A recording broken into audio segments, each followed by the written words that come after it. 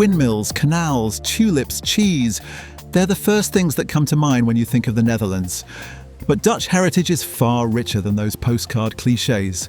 It's a living blend of culture and landscape, where art, trade, and even the weather itself shaped the nation.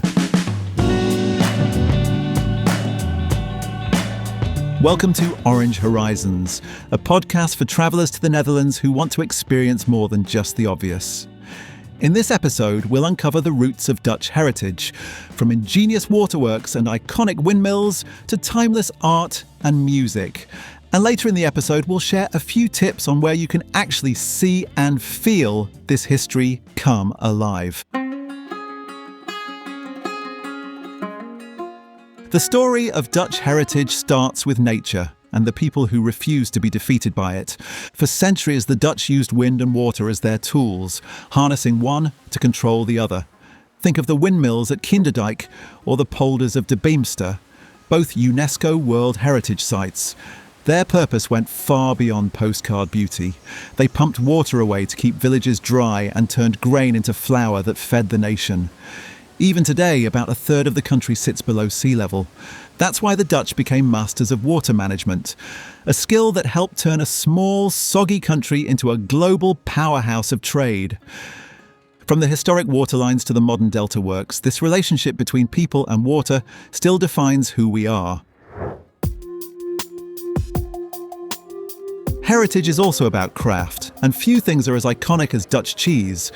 Markets in towns like Alkmaar, Gouda and Edam have been running for over 6 centuries, turning simple dairy into international commerce. During the Dutch era of trade, formerly known as the Golden Age, ships sailed from our ports loaded with cheese, Delft blue, spices and porcelain.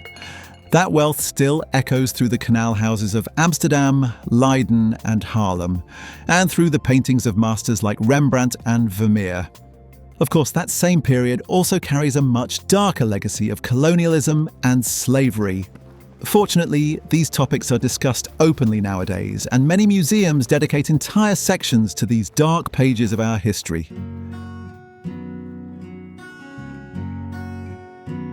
What started as a gift from Constantinople turned into a national obsession. The tulip, a flower once worth more than a house, became a symbol of both Dutch creativity and entrepreneurial spirit. Tulip mania may have faded, but our love for the flower never did. Each spring, millions of blooms paint the landscape from Leiden to Den Helder in the famous Bulb region. It's a spectacle that proves commerce and culture can sometimes grow from the same soil. Dutch heritage is as much about what you feel as what you see.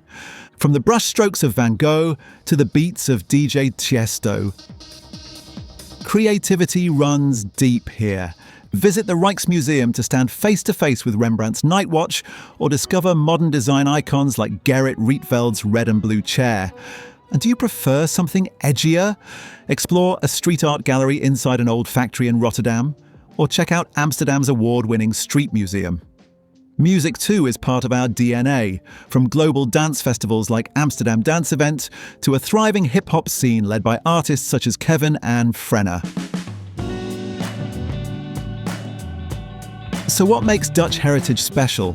It's not locked behind museum glass. It's woven into our landscapes, our cities, our music and our daily lives.